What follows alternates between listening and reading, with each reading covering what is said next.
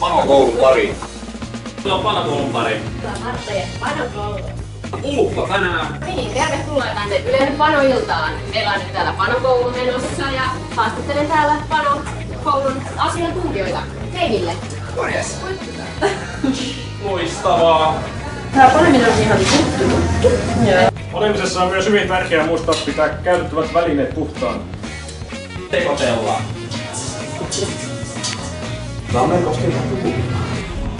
Ei naisia kiinnosta tuksimoidun juomaset, sillä he näkevät silmänurkassaan Posan panomiehen panemassa.